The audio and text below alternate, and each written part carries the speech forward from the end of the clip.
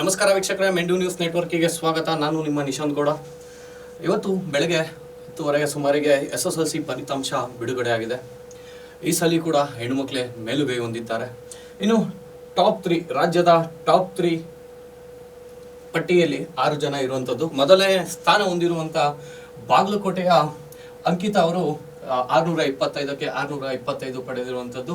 ಇನ್ನು ಎರಡನೇ ಸ್ಥಾನದಲ್ಲಿ ಚಿನ್ಮಯ್ 625ಕ್ಕೆ 624 ಪಡೆದಿರುವಂಥ. ಇವರು ಸ್ವತಃ ಧರ್ಮಸ್ಥಳದ ಮಂಜುನಾಥ ಶಾಲೆಯಲ್ಲಿ ಓದ್ತಾ ಇರುವಂಥದ್ದು. ಇನ್ನು ಬೆಂಗಳೂರಿನ ರಾಜಾಜಿನಗರದಲ್ಲಿ ಇರುವ ಇವರ ಹೆಸರು ಕೂಡ ಅಂಕಿತಾ ಅಂತಾನೆ ನಾಮಗೊಂಡಿರುತ್ತೆ. 625ಕ್ಕೆ 623 ಇವರು ಕೂಡ ಎರಡನೇ ರ್ಯಾಂಕಿಂಗ್ ಅಲ್ಲಿ ಇರ್ತಾರೆ. ರಾಜಾಜಿನಗರದ ಸೌರವ್ ಎನ್ನುವ ವಿದ್ಯಾರ್ಥಿ 623 ಅಂಕವನ್ನು ಪಡೆದಿರುವಂತರು. ಇವರು ಕೂಡ 2ನೇ ರ್ಯಾಂಕಿಂಗ್ ಅಲ್ಲೇ ಇರ್ತಾರೆ. ಶಿರಾ ತಾಲೂಕಿಗೆ ಬರೋದಾದ್ರೆ 624 ಪಡೆದಿರುವಂತ ಹರ್ಷಿತಾ ಡಿ ಇವರು ಕೂಡ 2ನೇ ರ್ಯಾಂಕ್ ಅಲ್ಲೇ ಇರ್ತಾರೆ. ಇನ್ನು ಚಿನ್ಮಯಿ ಇವರು ಕೂಡ 3ನೇ ರ್ಯಾಂಕಿಂಗ್ ಅಲ್ಲಿ ಇರ್ತಾರೆ. ಇದಿಷ್ಟು 6 ಜನ ವಿದ್ಯಾರ್ಥಿಗಳು ರಾಜ್ಯದ 3ನೇ ರ್ಯಾಂಕಿಂಗ್ ಅಲ್ಲಿ ಇರುವಂತದ್ದು. ಇನ್ನು ಫೇಲ್ ಆಗಿರ್ತಾರಲ್ಲ ಅಂತ ವಿದ್ಯಾರ್ಥಿಗಳಿಗೆ ಯಾವಾಗ ಪರೀಕ್ಷೆ 2ನೇ ಹಂತ ನೆಕ್ಸ್ಟ್ ಮಂತ್ 7ನೇ ತಾರೀಕಿಂದ 14ನೇ ತಾರೀಕುವರೆಗೂ ಇರುತ್ತೆ. ದಯವಿಟ್ಟು ನಮ್ಮ ಮನವಿ ಏನಂದರೆ, ಯಾವುದೇ ಕಾರಣಕ್ಕೂ ಮನೆಯಲ್ಲಿರುವ ಅಪ್ಪ ಅಮ್ಮ ಆಗಲಿ ಅಥವಾ ಯಾರಾದರೂ ಆಗಲಿ ಸ್ನೇಹಿತರಾಗಲಿ ಯಾವುದೇ ಕಾರಣಕ್ಕೂ ವಿದ್ಯಾರ್ಥಿಗಳನ್ನ ನೋಯಿಸುವಂಥ ಪರಿಸ್ಥಿತಿ ಮಾಡಬೇಡ. ಯಾಕಂದರೆ ವಿದ್ಯಾರ್ಥಿಗಳು ಈಗ ತಾನೇ ಅವರ ಲೈಫಲ್ಲಿ ಒಂದು ಮೊದಲನೇ ಸ್ಟೆಪ್ ಅಂತ ಏನಿರುತ್ತೆ ಅದು SSLC. ಅವ್ರ ಮೊದಲನೇ ಸ್ಟೆಪ್ಗೆ ನೀವು ಬೈಯುವಂಥದ್ದಾಗಲಿ ಹೊಡೆಯುವಂಥದ್ದಾಗಲಿ ಮಾಡಿದ್ರೆ ಅವ್ರಿಗೆ ತುಂಬ ನರ್ವಸ್ ಆಗಿ ಏನು ಬೇಕಾದ್ರೂ ಮಾಡ್ಕೊಳುವಂಥ ಸ್ಥಿತಿಲಿ ಅವ್ರು ಬರ್ಬೋದು. ಅದಕ್ಕಾಗಿ ಮನೆಯಲ್ಲಿರುವಂಥ ಅಪ್ಪ ಅಮ್ಮ ಅವ್ರಿಗೆ ಧೈರ್ಯ ತುಂಬಿ ಬಿಡು ಫೇಲ್ ಆದರೂ ಪರವಾಗಿಲ್ಲ, ನೆಕ್ಸ್ಟ್ ಅಟೆಂಪ್ಟಲ್ಲಿ ಪಾಸ್ ಆಗಿ ಸಪ್ಲಿಮೆಂಟ್ರಿ ಬರೆದ್ಬಿಟ್ಟು ಪಾಸ್ ಆಗಿವಿ ಅಂತ ಅಂದ್ಬಿಟ್ಟು ನೀವು ಧೈರ್ಯ ತುಂಬಬೇಕು.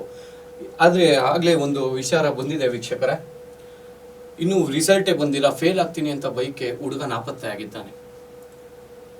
ಇದು ಇವತ್ತು ಬೆಳಿಗ್ಗೆ ಕಂಪ್ಲೇಂಟ್ ಬಂದಿರೋಂಥದ್ದು ಪೊಲೀಸ್ ಸ್ಟೇಷನ್ಗೆ. ಯಾವುದೇ ಕಾರಣಕ್ಕೂ ದಯವಿಟ್ಟು ಮನೆಯಲ್ಲಿರೋ ಅಪ್ಪ ಅಮ್ಮ ಆಗ್ಬೋದು, ಅಜ್ಜಿ ತಾತ ಆಗ್ಬೋದು, ಫ್ರೆಂಡ್ಸ್ ಆಗ್ಬೋದು, ಯಾರೇ ಆಗ್ಬೋದು, ವಿದ್ಯಾರ್ಥಿಗಳನ್ನು ಯಾವುದೇ ಕಾರಣಕ್ಕೂ ಬೈಯುವಂಥದ್ದಾಗಲಿ ಹೊಡೆಯುವಂಥದ್ದಾಗಲಿ ಮಾಡಬೇಡಿ. ಇನ್ನು ನೆಕ್ಸ್ಟ್ ವೀಕ್ಷಕರೇ, ರಾಜಕೀಯ ವರ್ಗಕ್ಕೆ ಬರೋದಾದರೆ, ಜೈಲಿನಲ್ಲಿ ಮೊದಲ ದಿನ ರೇವಣ್ಣ ಮೌನಕ್ಕೆ ಶರಣು. ಹೌದು ವೀಕ್ಷಕರೇ, ರೇವಣ್ಣವರ ಜೀವನದಲ್ಲಿ 25 ವರ್ಷದ ಜೀವನದಲ್ಲಿ ಮೊದಲ ಬಾರಿ ಅವರು ಜೈಲಿಗೆ ಪ್ರಯಾಣ ಮಾಡಿದ್ದು. ನಿನ್ನೆ ಪೊಲೀಸರ ಅತಿಥಿಯಾಗಿದ್ದ ರೇವಣ್ಣವರು ಪರಪ್ಪನ ಅಗ್ರಹಾರಕ್ಕೆ ಅಂದರೆ ಶಿಫ್ಟ್ ಆಗಿದ್ದಾರೆ. ಪರಪ್ಪನ ಅಗ್ರಹಾರಕ್ಕೆ 7 ದಿನ ಕಾಲಾವಕಾಶ ಕೋರ್ಟ್ ನೀಡಿದೆ. ನಿನ್ನೆ ಅಷ್ಟೇ ಹೊಟ್ಟೆ ನೋವು ಅಂತ ಬಳಗ್ತಾ ಇದ್ದಾರಂತೆ ರೇವಣ್ಣವರು. ಹೊಟ್ಟೆ ನೋವು ಅಂತ ಅಂದರೆ ಫುಡ್ಡು ಹೆಚ್ಚು ಕಮ್ಮಿ ಆಗಿರುತ್ತೆ, ಅದಕ್ಕಾಗಿ ಹೊಟ್ಟೆ ನೋವು ಅಂತ ಬಳಗ್ತಾ ಇದ್ದಾರಂತೆ. ಅಲ್ಲೇ ಇರುವಂಥ ಆಸ್ಪತ್ರೆಗೆ ಪೊಲೀಸವರು ದಾಖಲು ಮಾಡಿದ್ದಾರೆ. ಅಂದರೆ ಏನಾಗಿರುತ್ತೋ ಗೊತ್ತಿಲ್ಲ, ನೋಡಬೇಕು ವೀಕ್ಷಕರೇ. ದಾಖಲೆ ಮಾಡಿದ್ದಾರಂತೆ, ಇನ್ನೂ ಚಿಕಿತ್ಸೆ ಮಾಡ್ತಾ ಇದ್ದಾರಂತೆ. ಇನ್ನು ನೆಕ್ಸ್ಟ್ ಸೇಮ್ ಪೆಂಡ್ರೈವ್ ಪ್ರಕರಣಕ್ಕೆ ದೇವರಾಜೇಗೌಡರನ್ನ CIT ಬುಲಾವ್. ಪ್ರಜ್ವಲ್ ರೇವಣ್ಣರ ಏನು ಪೆಂಡ್ರೈವ್ ಪ್ರಕರಣ ಇತ್ತು ಲೀಕ್ ಮಾಡಿದ್ದೆ ದೇವರಾಜೇಗೌಡ ಅಂತ ಸ್ವತಃ ಅವರೇ ಮೀಡಿಯಾಗೆ ಹೇಳಿರುವಂಥದ್ದು. ಆದರೆ ಅದರಲ್ಲಿ ಏನು ಅವ್ರು ಹೇಳಿರೋದು ಅಂತಂದ್ರೆ, ನಾನು ಲೀಕ್ ಮಾಡೋಕ್ಕೆ ಕಾರಣಕ್ಕೆ ಉಪಮುಖ್ಯಮಂತ್ರಿ DK ಶಿವಕುಮಾರ್ ಅಂತ ಹೇಳಿದರು. ಆ ಸಲುವಾಗಿ SIT ಅವರು ತನಿಖೆಗಾಗಿ ಅವರ ವಿಚಾರಣೆಗಾಗಿ ಕರೆದಿರುವಂಥದ್ದು ವೀಕ್ಷಕರೇ.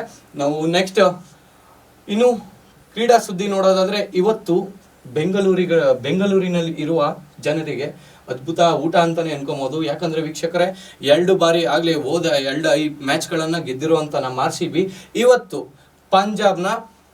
ಪಂಜಾಬ್ನ ಮುಖಾಮುಖಿಯಾಗಿ ನೋಡ್ತಾ ಇದೆ.